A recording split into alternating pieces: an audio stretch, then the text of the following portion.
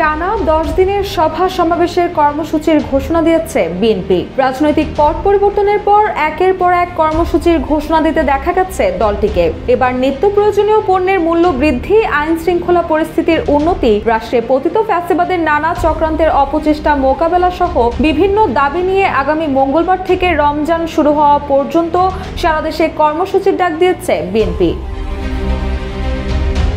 দলটির সিনিয়র যুগ্ম মহাসচিব অ্যাডভোকেট রুহুল কবির রিজভী বলেন, 10 দিনের মধ্যে 64 জেলায় রাজনৈতিক সভা সমাবেশ করবে বিএনপি। জাতীয় স্থায়ী কমিটির সদস্য সহ সিনিয়র নেতারা এসব সমাবেশে উপস্থিত থাকবেন। পর্যায়ক্রমে বিভাগীয় শহরগুলোতেও সভা সমাবেশ অনুষ্ঠিত হবে। তিনি বলেন, 11 ফেব্রুয়ারি থেকে শুরু হওয়া কর্মসূচি জেলায় জেলায় অনুষ্ঠিত হবে। কর্মসূচির তারিখ ও সিনিয়র নেতাদের তালিকা মিডিয়াকে জানানো হবে। এসব কর্মসূচি রমজানের আগেই শেষ হবে বলে জানান তিনি।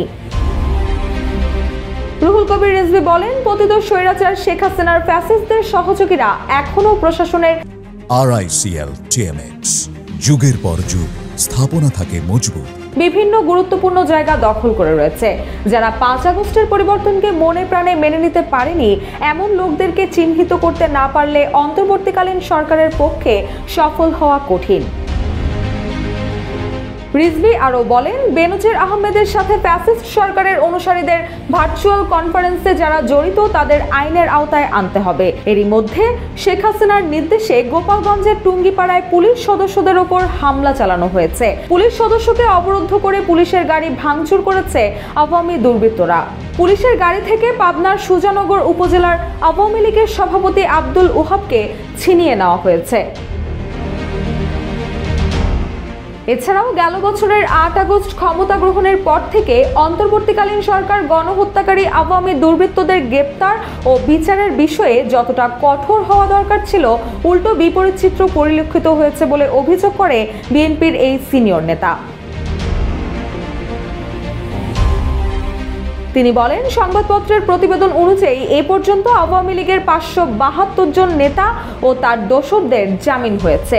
ব্যবসায়ীকে অপহরণ করে ডিবি অফিসে নিয়ে 6 কোটি টাকা চাঁদা আদায়ের চেষ্টার মামলায় গ্রেপ্তারের 3 দিনেই জামিনে মুক্ত হয়েছেন সাবেক ডিবি প্রধান হারুনের সিন্ডিকেটের প্রধান SS গ্রুপের ব্যবস্থা পরিচালক আবু সাদেক।